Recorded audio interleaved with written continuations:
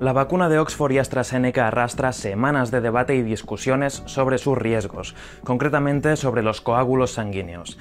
Varios países europeos dejaron de usarla durante un tiempo y de forma preventiva, y luego retomaron su uso con algunas restricciones de edad.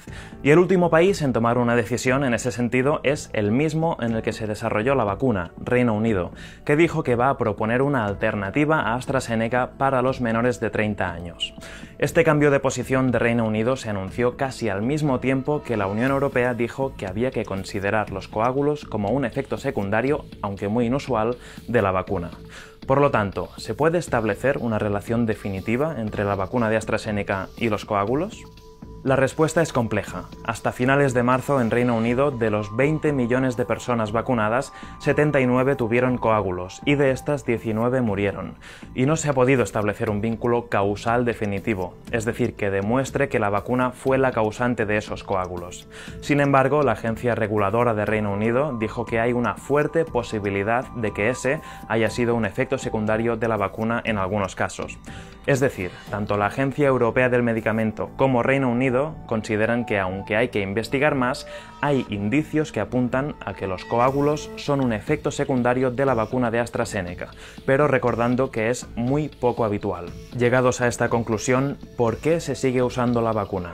La clave está en el llamado balance entre los riesgos y los beneficios.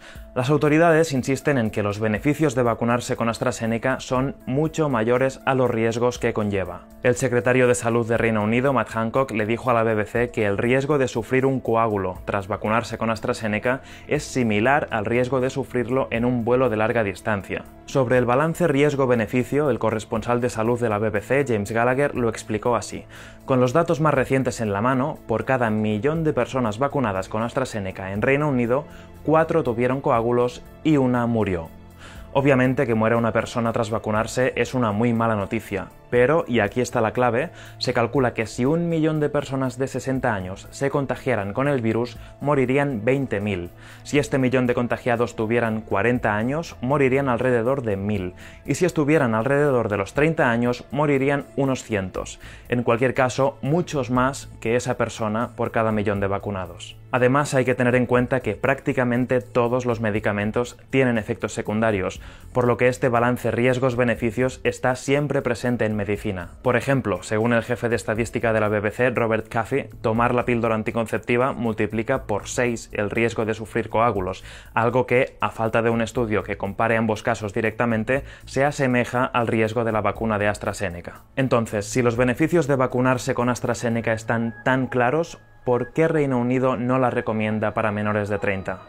Todo vuelve al balance riesgos-beneficios. Las personas más jóvenes tienen menos probabilidades de morir si se contagian por el virus, y en cambio, al tener un sistema inmune más potente, su cuerpo puede reaccionar de forma más violenta a la vacuna de AstraZeneca y tienen más probabilidades de sufrir daño por la vacuna. Por lo tanto, vacunarse con AstraZeneca les resulta ligeramente más arriesgado a los jóvenes que a las personas mayores, y no les reporta un beneficio tan grande, pues sus posibilidades de morir por el virus son mucho menores. Es decir, el balance riesgos-beneficios en menores de 30 está más equilibrado, no está tan claro que merezca la pena correr el riesgo, pese a ser muy bajo. Por eso, en varios lugares de Europa también han restringido el uso de AstraZeneca en menores de 55, 65 y hasta 70, según el país. Eso sí, la recomendación de Reino Unido de no usar AstraZeneca en menores de 30 se da en un contexto en que los contagios están a niveles bajos.